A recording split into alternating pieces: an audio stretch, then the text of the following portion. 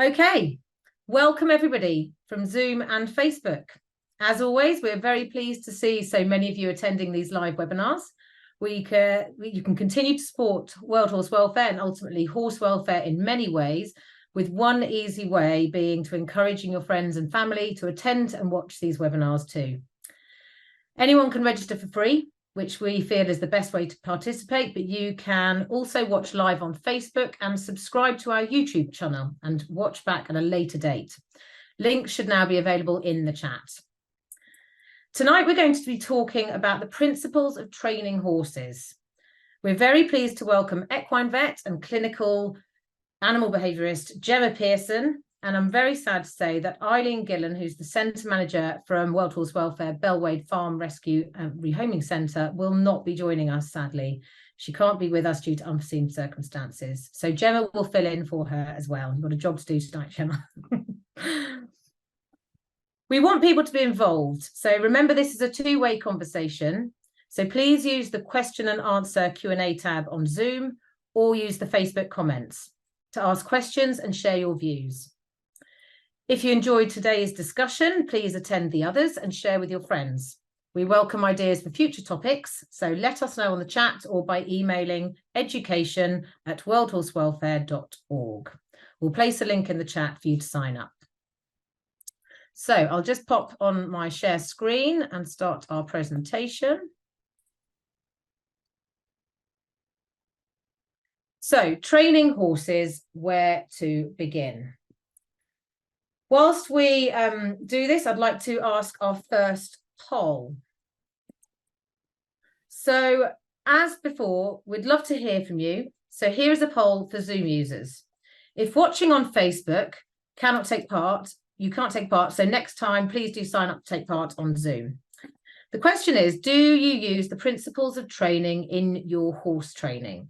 Yes, no, or I'm not sure. Whilst you're answering that question, I'd like to introduce Gemma. So Gemma is an equine vet.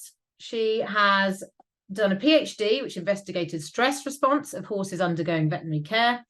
She's recognised as the first species-specific RCVS specialist in veterinary behavioural medicine in equine, and she's a certified clinical equine behaviourist. She runs the Equine Behaviour Service at the University of Edinburgh.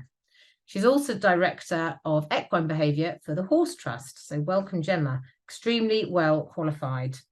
An interesting fact about Gemma is in her spare time, she's competed up to advanced level endurance on a homebred horse, as well as enjoying competing in affiliated dressage and eventing.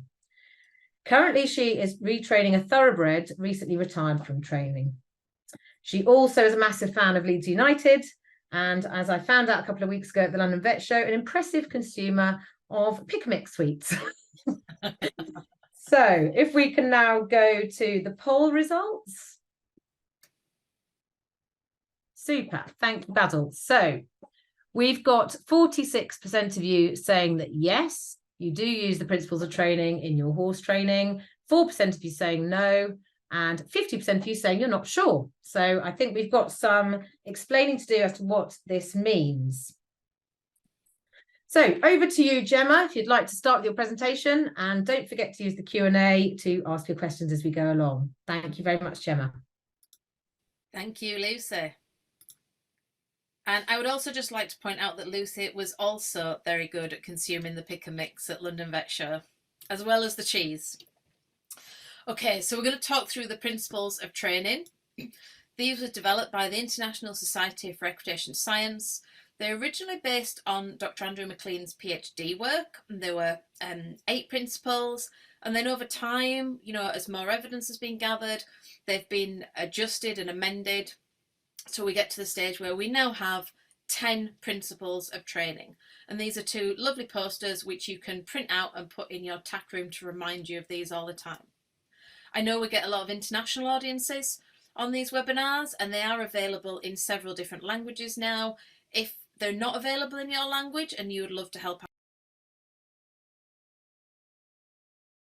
we can use this to our advantage when we're grooming and when we're giving horses nice scratches to form that relationship with them. The third principle is to think about the horse's mental and sensory abilities. So horses have a really tiny brain in relation to their skull size. We're the exact opposite. So it means that they think and see differently to what we do. But we can get this wrong in both directions. We can overestimate their horse's mental abilities.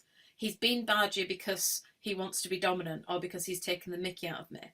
Or, thinking that horses fundamentally know right from wrong. They don't have a moral compass. But we can also underestimate the horse's mental abilities and say, well, it doesn't matter. They can't feel that because they're only a horse. We increasingly recognise a wide range of emotions and feelings amongst our horses. Moving on to the fourth principle, we need to have regard for the current emotional states of the horse. And you always want to maintain the minimal amount of arousal for the task during training. And again, this is going to vary very much depending on what the task is. So in the bottom left-hand corner here, we have some horses that I saw in a riding school in America. These horses have novice riders, so these horses have to be very calm. In the middle, we have a horse at their first ever dressage competition, a prelim competition, so we want a little bit more arousal. We want the judge to give them decent marks for having presence. But it still wants to be less than when you're taking a horse cross country and you're galloping at solid fences. And even then, what's important is that it's appropriate for the level that the horse is working at. So in the other picture we can see, we have a show jumping horse whereby the level of arousal is far higher than what is needed for what they're doing. And that's where it tips over into a stress response. So people are very good at training horses physically, but I don't think we put as much time in, and we don't know how to train them as well mentally. But you can train horses to be calm and relaxed as a habit. Even if they're a racehorse or an elite dressage horse, you can still train calmness. And we want to, of course, encourage positive emotional states in training in the horses that we're working with. So those are the first four principles of training. We're now going to move on to the ones which surround learning theory, the processes through which horses learn. Correct use of habituation and desensitization. So habituation is learning not to react to things. Sensitization is where horses learn to react to our legs, to pressure from the bit, or even learn to spook at things. And we have to remember the horse is constantly evaluating what they should and should not react to in the environment. So here's a scenario. You have a wheelie bin. You walk your horse to the field and back every day. One day someone puts a new wheelie bin there. The horse spooks at it. If you walk the horse to the field and back every day, will they habituate to it? Will they get used to it? Or will they become sensitized to it? Well, it's a little bit of a trick question, because what happens is it depends on their individual perception of the potential for harm, not whether it actually causes them any harm or not. So it's whether they continue to see it as a threat or not. And you might think, well, that's stupid. Surely if it doesn't hurt them and they're just walking past it, they should get used to it. Well, I kind of agree with you, because I can't for the life of me understand why people are scared of spiders that don't cause them any physical harm. But the key thing is that people do. So we need to recognise that if a horse is fearful of something, they're not being naughty or trying it on, they are genuinely fearful, and we need to desensitise them. Now, if a horse is fearful of something, we need to train them not to be fearful of it. Don't punish them for fear, because the best case scenario is that they will be more scared of you than they will of whatever the initial object was that they were fearful of. So then we move on to classical conditioning, Pavlov's dogs. It's all about predicting what is going to happen next. Pavlov would ring a bell and then feed the dogs. After a while, he would ring the bell, the dogs would start to salivate and look for the food even when there was no food present. So we can use this to our advantage. Here I'm backing a young horse for Professor Natalie Warren, and you can see I give her a cue to turn right from the reins, and she's never had that before, so we're just training this. But again, going back to that first ever dressage test, You don't want to be using your reins, certainly not with an arm as wide as that. So if we always give a seat cue before we give a rein cue, after a few repetitions, the seat cue is like the bell in Pavlov's. You then give the rein cue, which is like giving the food. They can predict what's going to happen next. So you give the seat cue and the horse starts to turn before you have to use your reins. We can do a similar thing if we're teaching medium trot. So to start off with, we may use our legs to ask the horse to go into medium trot. But of course, we want to do this looking all light and harmonious. So instead, if we give a postural cue and then we use our legs, and each time we give a postural cue and then we use our legs, it won't take very long and the horse will think, every time they give that postural cue for medium trot, if I start offering medium trot, they don't use their leg cue. I've trained them not to use their legs. And then the judge gives you an 8 for a nice harmonious transition and a lovely medium trot. And it's the same thing with natural horsemanship. We do things in the same order so everything gets lighter and more harmonious. Well, that's great when things are going well, when we're getting them to look more light and harmonious. But what about when things are not going so well? I'm sure we all have that spooky corner in the arena that the horses don't like going in. And as far as we're concerned, all you see is a normal corner, there's nothing to be concerned about. But the horses sometimes react like there's a T-Rex in the corner. So what happens? The horse spooks at the T-Rex. Next time you come round, you ride them a bit more positively. Ride them forwards, more leg, hold them a little bit tighter, make them look away from it. Well, that means that the rider has increased muscular tension. You lose some of that fine motor control. And that confirms to the horse that there definitely is a T-Rex in that corner somewhere. So the horse becomes more spooky. But then the instructor gets on. And the instructor's not worried about the horse spooking. So they ride them round to the corner and the horse trots round as if there's nothing there whatsoever. Now, people are very quick to blame the horse, to say the horse is being naughty because they're not doing it with the novice rider. Sorry, they are spooking with the novice rider, but they're not doing that with the instructor. But maybe we need to just recognise that the instructor is giving different cues to the horse. The instructor is riding there without being concerned about it, whereas the novice rider, the horse has already spooked a few times, the instructor's already told them off, so they're much more worried. So, what can we do? Well, we want the horse to develop an alternative association. So rather than us all getting tight and tense and push them into that corner, when you go towards that corner, relax. You might choose to stop, give them a rest or a scratch. You might even lean forward and give them a little bit of food. Then you might go off to the other end of the arena and work the horse quite hard again, and then you might come back to that one and just relax. And at the end of the session, get off in that corner.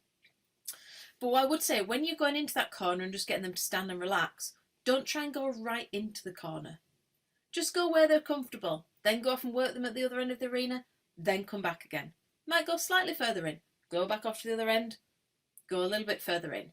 You'll find the horses soon love that corner. It's not the spooky one, it's the best corner in the arena now. And then we move on to operant conditioning. You get the behaviour you reinforce, not the one you want. But don't forget about pain. Pain is a really, really common cause of problems. Okay, people get really confused with the terminology, so just a quick reminder. Positive, adding something, reinforcement to train a behaviour. Negative, removing something, subtracting something, reinforcement to train a behaviour. And I'm not really going to talk about punishment today, but it's the same terminology. It's just when we're trying to stop a behaviour. So positive reinforcement. Well, obviously we can use food for training horses. We can always stroke them and give them a nice scratch. We know that if you stroke or scratch a horse whereby their lip starts to twitch or they lean into you, that lowers the heart rate by about 10 beats per minute. So they relax into that. Horses don't particularly enjoy being patted. Now, they may associate that with a break in training, which is fine, but it's not an innate reinforcer. Not like the pick and mix is for me when I'm at a vet show. And they also don't like verbal praise. That doesn't mean they dislike it, but it doesn't mean anything to them. So I've put a picture of my dog in the bottom left of the screen here. If I smile at my dog, his tail wags. If I tell him he's a really good boy, his entire body wags. He could not be happier. If I tell my horse she's a really good girl, she just continues staring. Doesn't change her facial expression in any way, shape or form. If I go to give her some food, she does. Her ears prick forward, she whinnies, she's interested. So verbal praise doesn't mean anything to the horse unless we pair it with something else. Okay, so here's an example of using positive reinforcement. Lots of people say to me, I don't want to use that because I don't want horses to mug me for food. Well, I agree, which is why the first thing we teach them is to look away for food. Like that. And as you can see, if we can teach a Shetland pony not to mug when someone has food, we can teach anything not to mug when we have food. Yep. Now, we do start off, I advise not using really high value feeds. And the next thing after this is we then start training clicking for calmness. So this is a moderate level of arousal, but we could click for even calmer behavioural responses in this horse. So that's positive reinforcement. We then move on to negative reinforcement, pressure release. This is the bread and butter of horse training. I use this example at the start. The horse that people say is bargy. Well, if you put pressure backwards on the lead rope and the horse, soon as they start to move that hoof backwards, if you release that pressure, the horse thinks, right, the way to make the pressure go away is just to take a step backwards. I've trained that crazy blonde person. So then they're more calm and relaxed because they feel they can make the pressure go away. And of course, the timing is really, really important with this. What we also need to recognise is when we're getting all of these unwanted behaviours, that is because we're releasing the pressure at the wrong time. And we've got there's no way we can control that usually. If a horse rears or naps or spins round on you, then you release the pressure in the moment. But we need to go back and retrain these responses. But the response will be repeated if you accidentally release the pressure. So this is just a nice example of a horse. He was actually generally very forward going, but sometimes if he lost confidence, he didn't want to go forwards, then the rider would use her legs, and then he got worried about it and he might start to nap. So we wanted to retrain him to be confident to go forwards off of leg pressure. Now, because we already knew that he was a bit worried about leg pressure, we started off by using pressure with the whip. So you're going to see that we're going to not put any pressure on the bit, and I want you to look at the amount of pressure that we use when we're using the whip in training. So a little tickle, he doesn't know what to do, he's getting a little bit stressed about it, and then he steps forward, so we stop tapping. And we want him to think, I make the whip stop tapping by stepping forwards. So this is a couple of repetitions later. So he's nice and relaxed. Little tap, and he goes, oh yep, I step forward, and then that makes the pressure go away. And you saw the rider there, I commented on it. As soon as he started to walk forwards, she immediately stopped tapping. So he knows that's the right response. He knows that's what he's got to produce next time. Now remember, we talked about classical conditioning. So then we said, right, you're going to give a tiny cue from your seat and the leg, and if he doesn't respond to the cue, we're going to use the whip. So light cue, and he immediately and lightly walks forward. So fabulous job by Hannah and Gavin there in retraining him to go forward confidently off of leg pressure, because they broke it down into easy to achieve steps and they released the pressure at the right time as soon as he made an attempt. And that kind of brings us on to the 8th principle of training. So this is all about shaping the desired behaviour. If you want your horse to jump over a huge cross-country fence like the one in the bottom right, you don't start off galloping a 4-year-old horse at that fence. You're probably going to go home in an ambulance. You start off with poles on the ground and then little logs, and you slowly but surely work them up through the levels. And it's the same thing mentally as well. So you always need to make it so that it's really easy for the horse to achieve the next step. There's never any big jumps in training. So I mentioned medium trot earlier on. let's think about how we can apply a shaping scale to training medium trot. And I have to say, again, this is from Equitation Science International that developed this scale. So first of all, with a young horse, so in the top right hand picture, this was me with an Arab I was doing endurance with, and she'd not really learnt to lengthen. So I just want her legs to go longer. You know, I'm not worried about her frame, I'm not worried too much about the balance. I just want to learn that when I put my leg on, she attempts medium trot and I immediately take my leg away, just like where we're using the whip to step forwards. Once she knows that, what I'd expect is as soon as I start giving the leg cue, she immediately goes into medium trot from a light leg cue. That's what we call obedience level. Then you start to look for rhythm. So this is probably where the middle picture is. We put the leg on, the horse immediately goes forward into a medium trot and they maintain that medium trot until you ask otherwise. Then once they've done that, that's when I start worrying about how straight it is.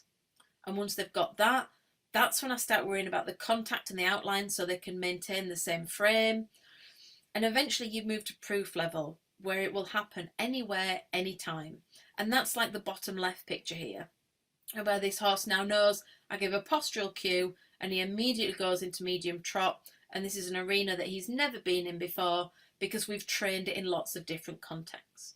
So this is a really nice scale to work through to keep you on track. Then the 9th principle is the correct use of signals or cues. So we want to ensure that the signals are easy for the horse to discriminate from one another. So again, I'm going to stick with the theme of medium trot. Just think to yourself, what's the difference between asking the horse for a faster trot or medium trot? And lots of people will say, well, I just do this with my body or I do this. Well, that's your classically conditioned cue. But what about your leg cue?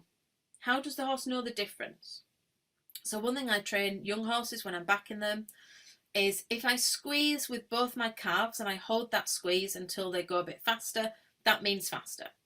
And a little squeeze might mean go from a slow trot to a faster trot, and a bigger squeeze would mean to go up a gate into canter.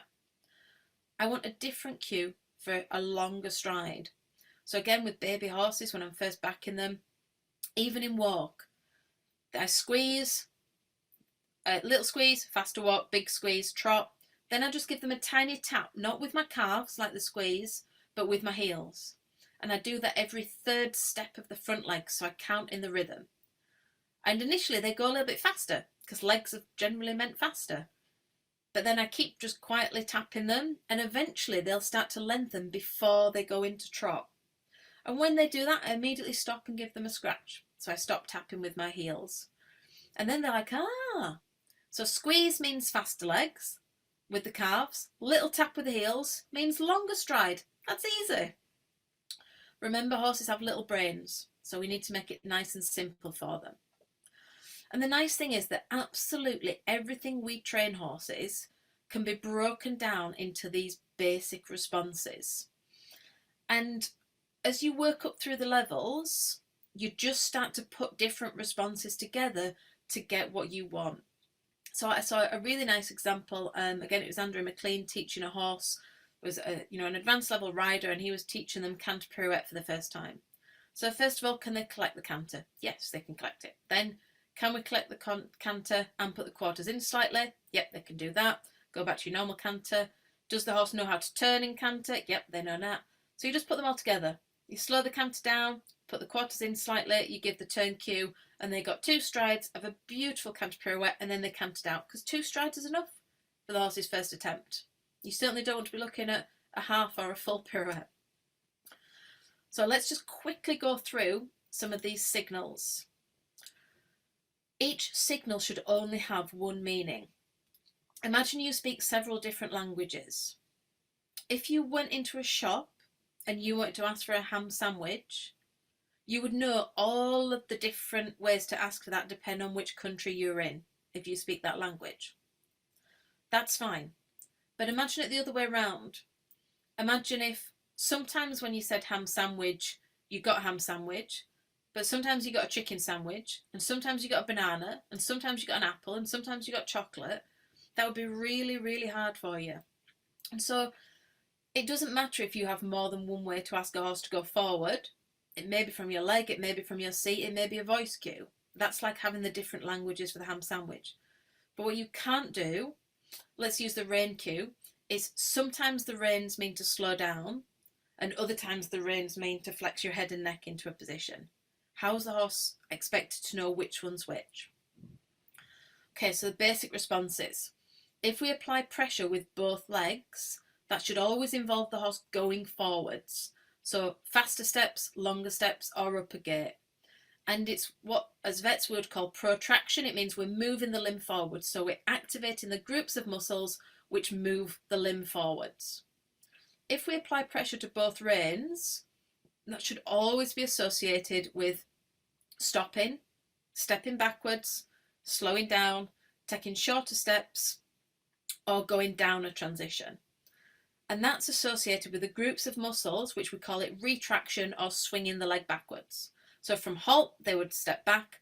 If you're in trot and you apply that and they activate those muscles, the leg slows down, so they would then go into walk. If we want the horse to turn, lots of problems with napping happen because horses are not trained to turn properly. The rider points the horse's head and neck where they want them to go, and the shoulders go in a different direction. Whereas if we train the horse that if we move one rein away from the horse's body, we want them to move that foot on the same side away from the body. That means that you can then use that cue to ask the horse to turn, and you'll never have horses napping and disappearing sideways. And then finally, if we want a horse to step under with the hind leg, we just apply pressure with one leg. And the horse knows, step under, the pressure goes away. Really useful for opening gates and ultimately for working on travers and things like that. So the horse then thinks, right, both legs always means go forwards, both hands always means stopping or slowing. One rein, not move backwards, moved away from my neck, means to turn, and one leg, maybe slightly further back, means to step under myself. What's also really important is that we never apply opposing responses at the same time. So you could ask a horse to slow down and to yield their hindquarters in, that's fine, because they can do that together. But if you apply pressure to the leg and the bit at the same time, it's like you're asking the horse to activate the groups of muscles that are involved with moving the leg forwards and backwards at the same time. It's physically impossible for them to do. So the horse gets really confused. And that's where lots of horses then start to nap and shy and spook, and we run into problems. So that leads us beautifully onto the 10th principle, which is regard for self-carriage. Horses have to be able to hold their own balance. We shouldn't always be pulling on the reins or kicking them. We give them a cue and then we leave them alone. So you might start off just give and retake one rein, whereby you think to yourself, okay, and then eventually it's with both reins. And what we're looking at is when the horse does this, does the horse maintain the gait? Do they fall down a gait or go up a gait? Do they maintain the same tempo, the same rhythm? What about the stride length? What about the direction of the head and neck carriage and the body posture? Do they start to fall in or out? And it's the same thing if we take away both legs for a couple of strides.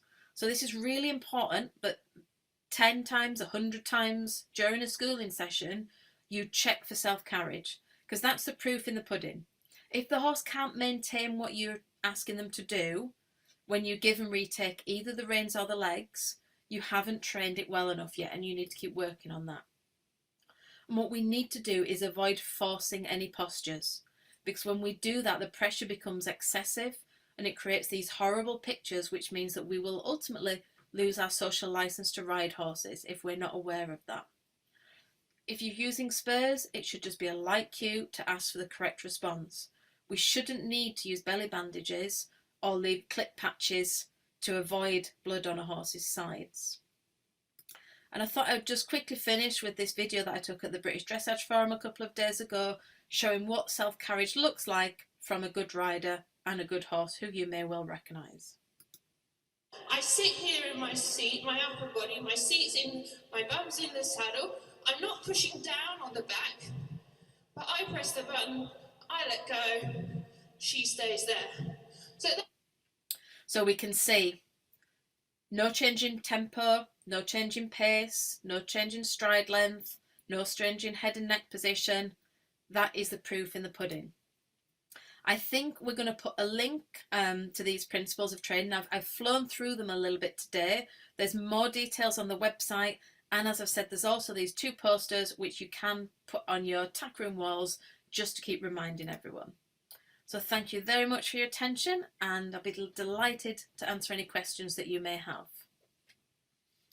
Thank you so much, Gemma. That was an amazing presentation, and you did pack a lot in, but you've explained it so well. I think with the cue cards that you've given us, that people should be able to, hopefully by repetition, be able to learn themselves what these things mean.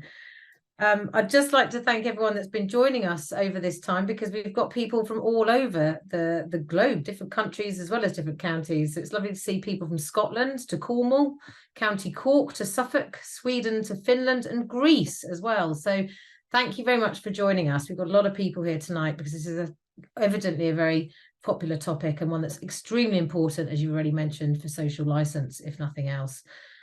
So Gemma, we've got a few questions for you while people are putting their own in the Q&A section here. First of all, I'd like to ask you, how can people find a behaviourist or trainer that will use the principles of training in their practice? Can you tell us that? Yes, I guess there's probably 2 different things there, isn't there? A behaviourist versus a trainer. So being UK based, if you have a problem with your horse and you think you may need a behaviourist to work through it, so they may help you alongside your vet to determine whether pain's impacting on that or not. They'll also look at the emotions involved and how we need to cope with that. Then the CCAB website, so Certified Clinical Animal Behaviourist website, they have a list of accredited trainers, and each species specific. So you can look for people that are accredited in horses. In terms of trainers, what's really nice is that Pony Club are moving towards using learning theory and the principles of training throughout all their instructors. I know the British Horse Society are looking at these things as well. But I would say just have a look. If you can, go and watch someone train, first of all, before you have a lesson with them. And just, remind yourself of these principles, first of all, and see, what are people doing? Are they telling the horse off and saying, oh, that horse has been naughty, don't let him get away with it, in which case they don't understand the principles of training? Or are they saying, okay, horse didn't quite get that, let's make it easy for them to understand, let's address it from that perspective? That's really helpful. Thank you, Gemma. Another question from us is that what's the most out-of-box technique that you've used to help overcome a behavioural issue with the horse? So I'm actually going to throw that one back to you a little bit, Lucy, because I think people want you to say, oh, I once did this crazy thing and it was, really complex, and we found out that the only way to get round this scenario was to, spin round in 3 circles before you then wear this and do this. And you do see this a bit, a really simple example would be people that say the horse is really difficult to bridle, but we've found out now that if you take the bridle apart and if you put it on in the exact sequence, when the horse is stood in this corner of the stable and when we do this, then we can get it on. And I think, well, no, I just train the horse to be confident to have the bridle put on regardless of where we are. So I'm not even sure I've done any really out of the box things. It's quite the opposite. It's more about going back, understand what motivates the unwanted behaviour, understand what reinforces it, and then break it down into simple to achieve steps for the horse to get the right answer.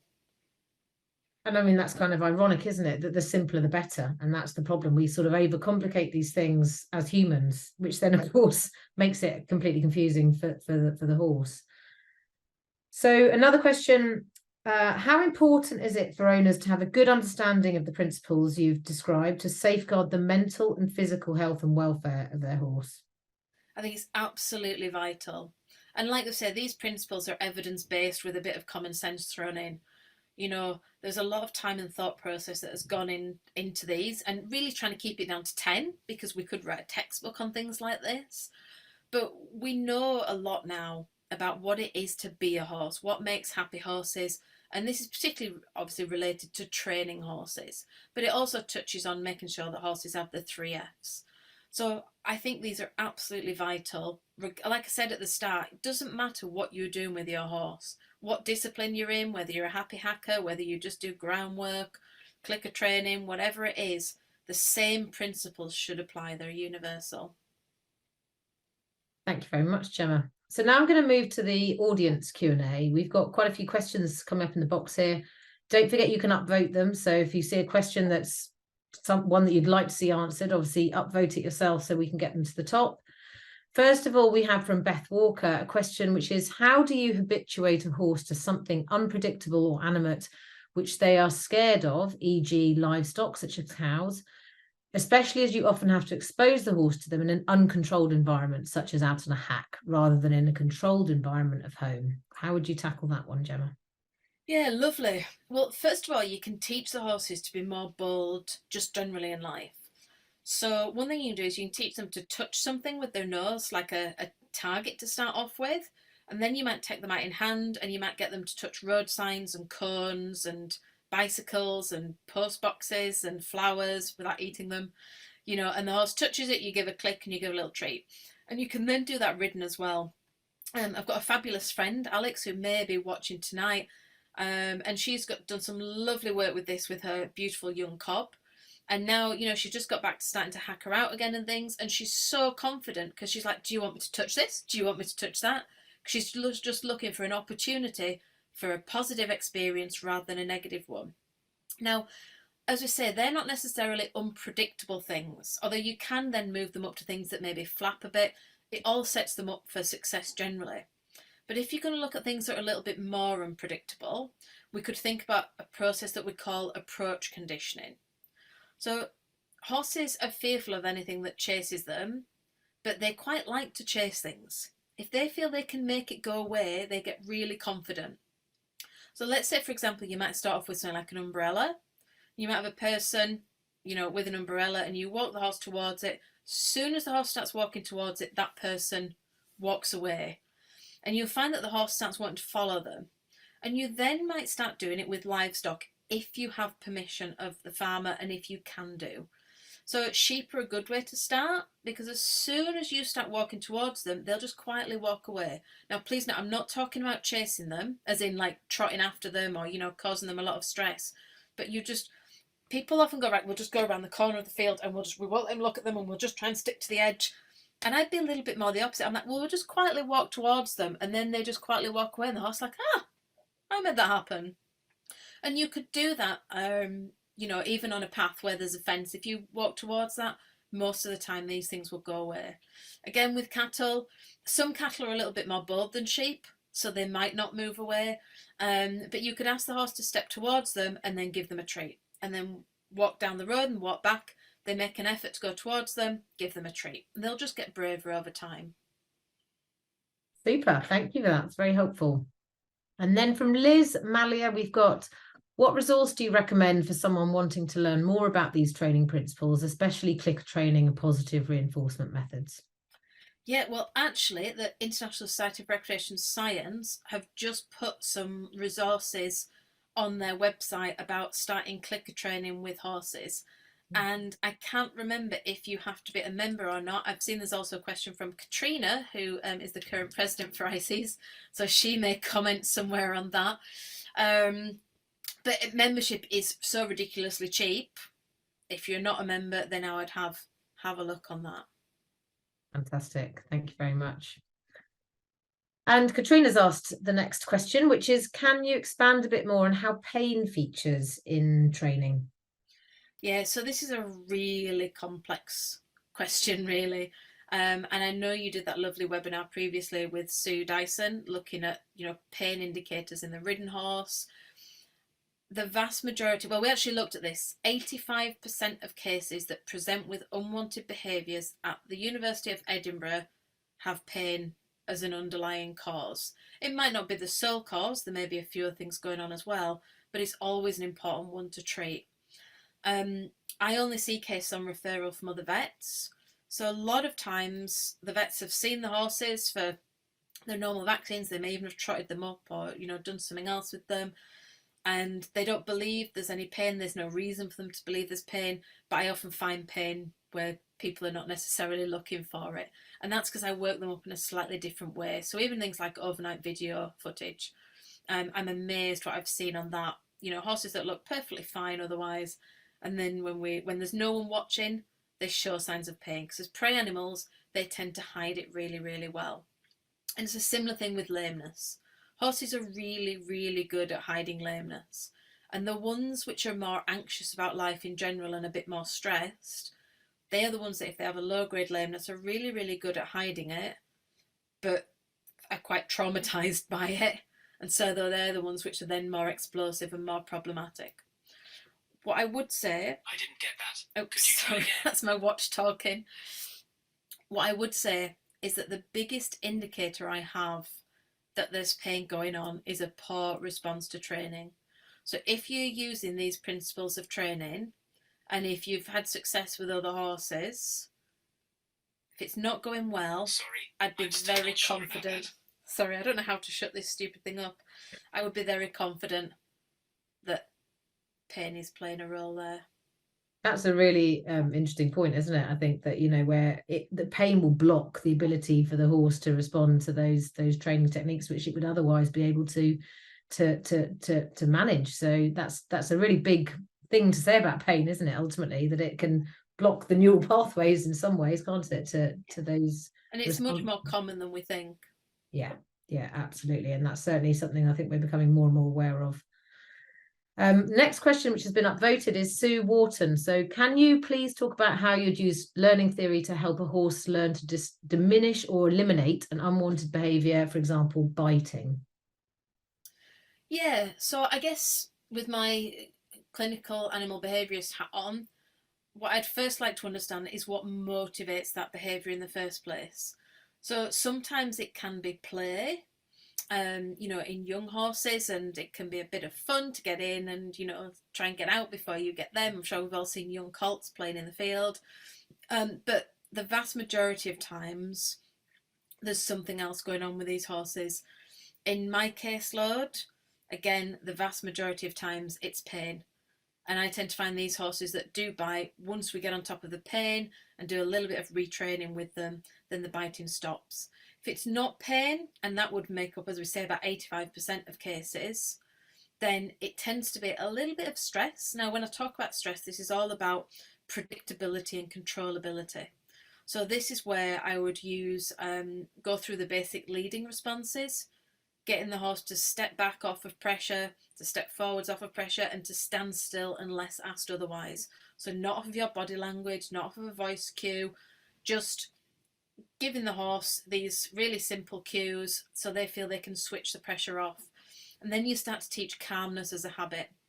And again, we tend to find when we do that, because biting is generally just a higher level of arousal or energy, so it's coming out there, whereas when we teach that low level of arousal and that calmness, because they know how to respond, it tends to resolve if it's not pain.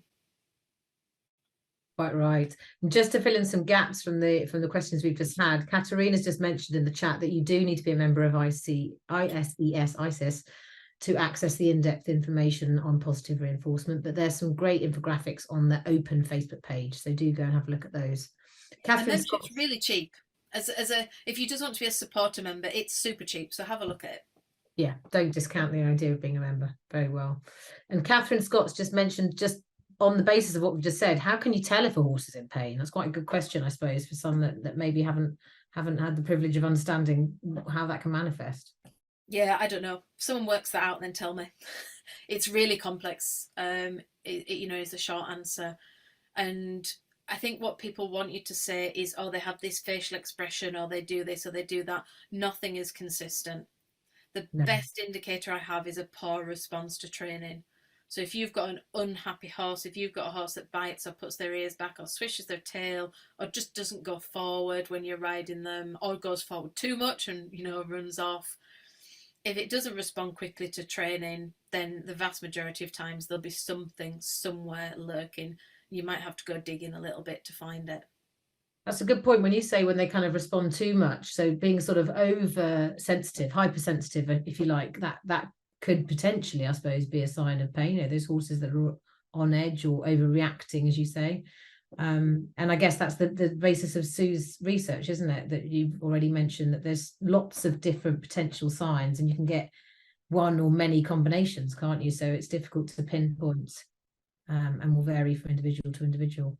Yeah. So on to the next question that's been upvoted from Louise Christie.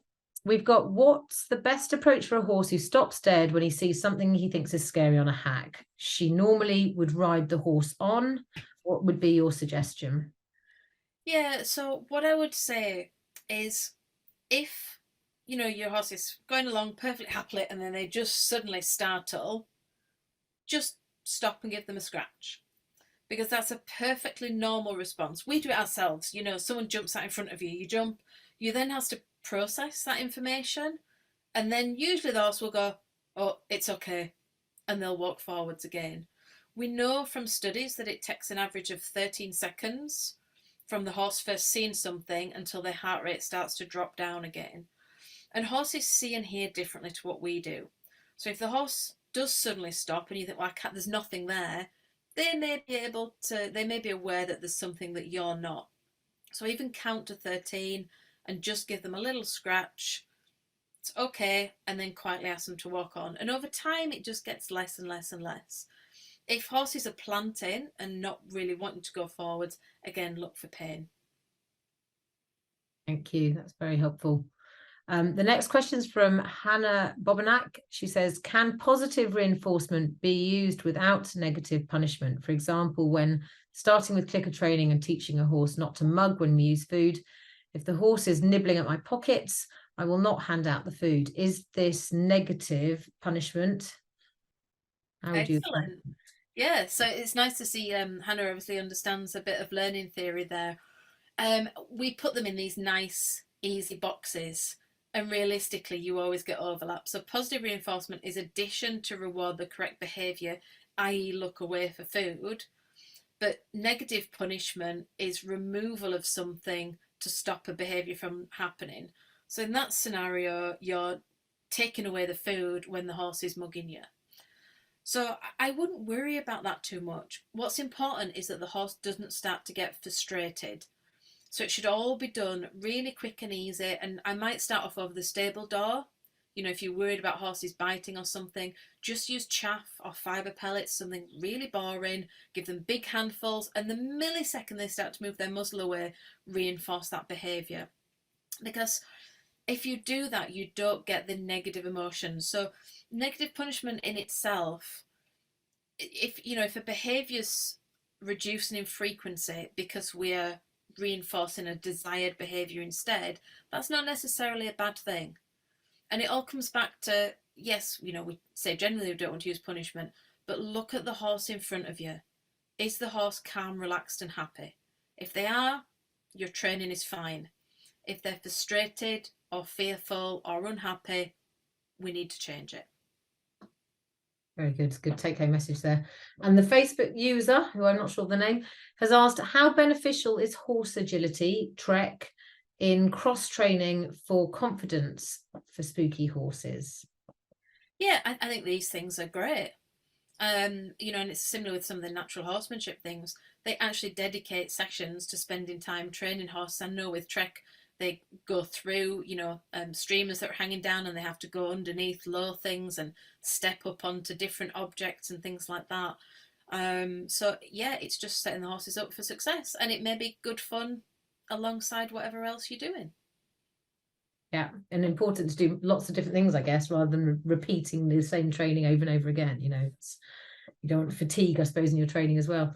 Next question, Anne Curry. So it's great to see these principles appearing in the syllabus for pony club tests in the UK. However, the BHS seems to be lagging behind somewhat, which is a pity when the BHS is training the trainers. Do you think this is likely to change in the near future? So I think it already is changing slowly. I mean, I know what it was like 20 years ago and even 10 years ago. And there's so many of these things being applied. Again, I was just at the British Dressage Forum at the weekend, and the language used was different to what it was 10 years ago. So these things are slowly creeping in everywhere.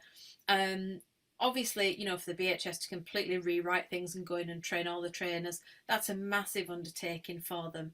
But perhaps Anne should email them and ask them that question. Yeah, absolutely. I think you're right. I think they probably are working on these things. I think it takes time, doesn't it? It's a sea of change, as you've already alluded to. Yeah. Another question, how can coaches in riding schools introduce these principles to really novice riders, beginners and such like? Yeah, so just keep them really simple and keep them really fun. So I know, and again, I have to credit Manuela McLean with this, because she taught me this, but when you're teaching really little kids, you can't say, right, we want to use negative reinforcement and we want to apply the aid, and then when the pony goes forward, we release the aid. That's just too hard. So we call it the please, thank you game, because they are very used to saying please and thank you when they want chocolate and sweets and such like. So we'll say to them, okay, when your pony stood still, how do we say please to ask them to walk on? And they will just give tiny little kicks with their little legs because they can't even squeeze sometimes properly, tiny little taps. And then we're saying, how do we say thank you when the horse walks on? And they go, I stop tapping and give them a scratch. So, and you do the same things. How do we slow down? Please is just a really gentle touch on the reins. Thank you is release the rein pressure. So, yeah, I'm not going to start talking to them about looking for indicators of pain or more complex things, but you can break them down into easy to achieve steps, even for really tiny children. Which I guess even demonstrates how much we should all be embracing this, because it can be done in a very easy to understand way for even children to adopt this. It's the simplicity that we've really got to try and identify and latch onto and be aware of. So that's encouraging, isn't it? If kids can learn this, then surely all of us can. Yeah, and just remember as well that kids copy it an awful lot more than people realise. So if they see adults talking about horses in derogatory terms or telling horses off or things like that, that's exactly what they'll do with their ponies. Whereas if they see adults going, oh dear, he wasn't coping very well there, let's make it easier for the horse, that's exactly what they'll do with theirs.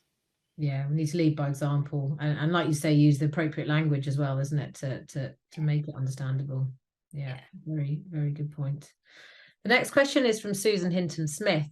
What are your views, please, on dealing with a horse who's been frightened by his environment that he lives in, e.g. barking dogs at neighbouring farms, or, as you've already mentioned, sheep and cattle potentially in neighbouring fields? How would you try and cope with that? So I guess something that's outside of the control that you have in your immediate environment, it sounds like. Yeah, that sounds like it's an ongoing problem. So not just that the dog's backed once and he was frightened and then he went back to being settled again. So I would look on the CCAB register and I would speak to a behaviourist about coming up with an individual programme for your horse, because there may be other things going on. And again, we understand, from pain, that if you're in particularly chronic pain, and it's often really low grade, you can still function perfectly fine. That makes you more noise sensitive. So there's a really nice study in dogs where they showed that when adult dogs present to a behaviourist with noise sensitivity, so fireworks, loud noises, dishwasher and things like that, the number one cause was osteoarthritis. It's different in young dogs. They may be more sensitive generally. But if, these things are developing, then we need to look to see whether there's just anything else that's going on that we need to consider with these horses. Yeah, like you say, pain can make people more sensitive, and it's the same for animals, right? So we need to rule these things out when we're looking at these cases. And that's kind of very much in line with this next question from Rachel Norris, which is, her horse has always been terrified of pheasants, even though she's seen them probably every day for most of her life. She's even had Rachel off in the past, and she doesn't know how to fix this. It seems that her flight instinct is very strong. What would you say to that? So I would try and counter condition that response. And it depends how much control you have. If you know where pheasants are, or maybe this was brilliant actually for me when I started taking my young thoroughbred out, because I had my dog which runs ahead in front of me. So there's never anything that pops out. I mean, sometimes they fly into me, that's another thing. But you could have someone walking in front of you, at least to start with, so that they're not flying up from right under her feet. And then when one does fly up, click and give a treat. If you're friendly with some local shoots, after a day's shooting, you potentially could source a pheasant to practice with for the sight and the smell. I don't know how controversial that is saying that, but you know, it would be an option to say, well, okay, she sees the pheasant, she gets a treat. She sees the pheasant, she gets a treat. You know, move it, throw it in the air, give a treat until she starts thinking, wow, where's the next one? Because every time I see a pheasant, it means a treat is coming, and you just counter conditioning that response. And I guess if the counter conditioning seems to be either not working or there's a slow response to it, then that goes back to your theory of, you know, making sure there's no pain involved there. Yeah. And even as well as pain, even thinking about stress. So the normal stress response should mount, you know, when the pheasant flies up, and then they go, right, it's okay, it's not going to kill me, it just comes back down to normal again.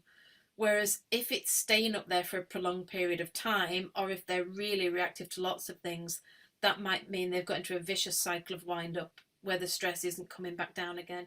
And that's where working with a certified clinical animal behaviourist can often advise on some short-term anti-anxiety medication that can bring that can reset those stress levels back to normal again. And again, that can be really useful. That's good to know. Our next question is from Layla Telton.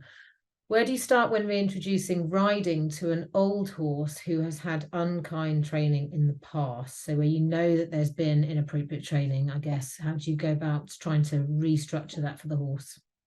Yeah, so I'd build a relationship with the horse on the ground, first of all. Make sure their leading skills are really nice, and then do a bit of positive reinforcement training. And then I'd start off just putting the tack on and then going and doing some positive reinforcement training. And, you know, just something that the horse enjoys. And then I'd almost think about going back and re-backing them like I would do a youngster. So again, you might put the reins over their head, and you might teach them that if you put a hand either side of the wither, you just put gentle pressure backwards, exactly where your hands are going to be when you're riding them. They step back, you release, and you give them a nice scratch. So they get really confident with all of these responses. You might even incorporate a bit of positive reinforcement training into that as well. Just if you start really slow and make it really fun for them, establish that foundation, you'll progress nicely from there. Very good. Thank you. The next question is from Tammy. Why does my horse try to bite me when I do up the rugs at the front? He's a cold horse, so needs rugging. He wasn't well in July, and the vet had a stroke and left him with some neuro problems.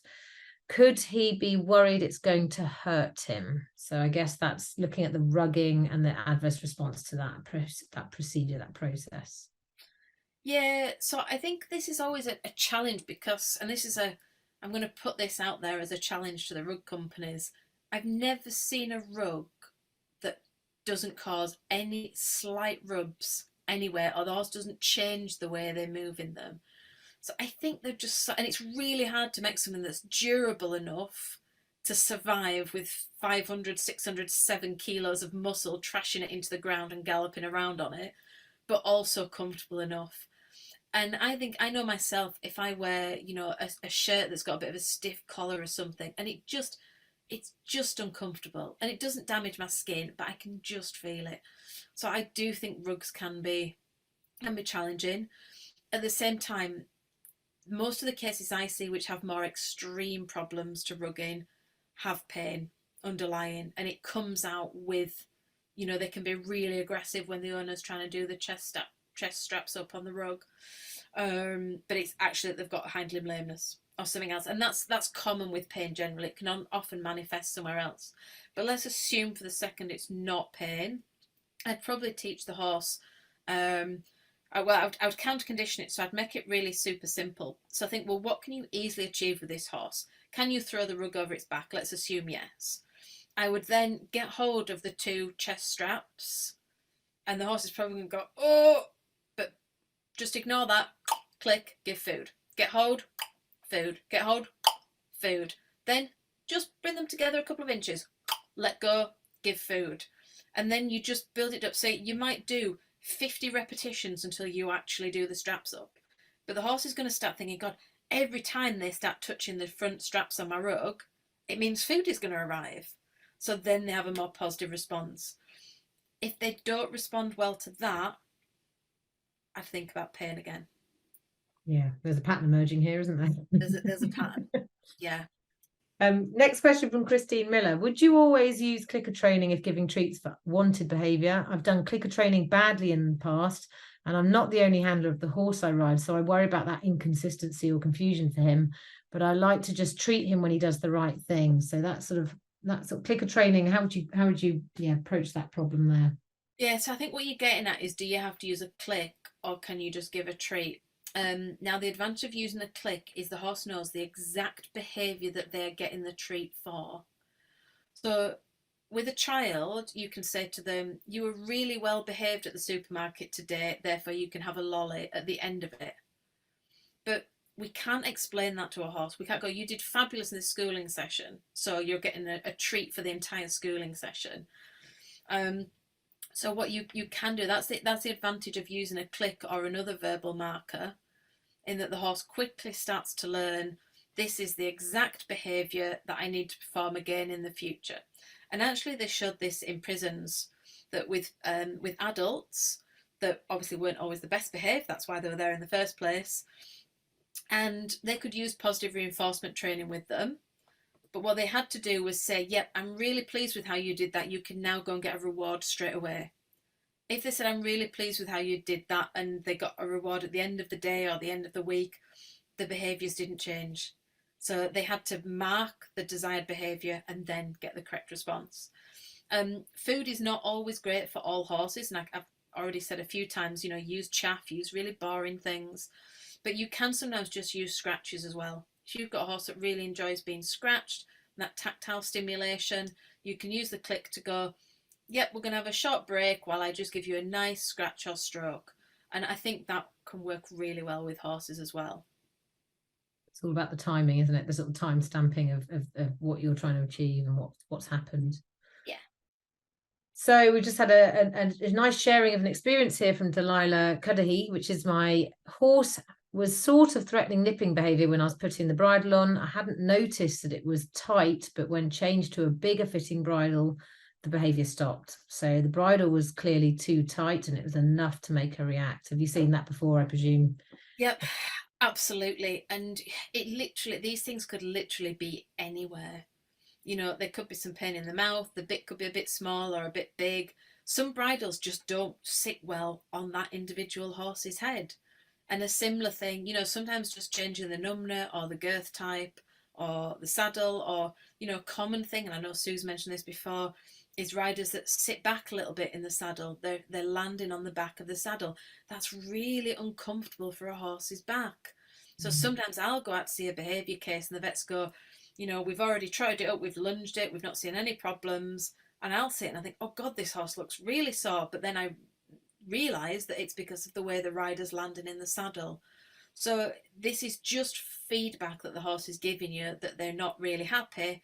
And your job is the hardest one in the world to try and work out what might be causing that. Yeah, if only they could talk. Only they could talk. And Catherine Scott's our last question now, which is, her horse has had remedial farriery for flat feet. She's asking, how do you know when you can start resuming training for things like this? So I guess after any known sort of physical, clinical issue, for want of a better word, when do you know it's okay to start resuming training? So it depends what training you're doing. And I would speak to your farrier and your vet, because they will have looked at that individual horse and they will know what they can do. I can't see any reason a horse with flat feet couldn't do some exercises stood still in the stable. It may be that you're not wanting to do, work on your canter pirouettes just yet. But yeah, just speak to your vet and the farrier and say what level of exercise and what level of work can we do with this horse. Absolutely, it's tailoring it, isn't it, to keep it manageable within what the horse is able to do, I guess, isn't it? And like you say, there's lots of things you can do without physical strenuous exercise, so don't rule out those opportunities. And I think someone mentioned in the chat about sort of box rest, things like that. I guess there's lots of things we should be thinking about doing in terms of training and stimulus and connecting with our horses, interacting with the horses in positive ways that can be done even when injuries are being rehabilitated, or exercise isn't achievable for whatever reason. So I guess it is thinking outside the box in that sense, isn't it, that we need to be doing a bit more of. Yeah, exactly.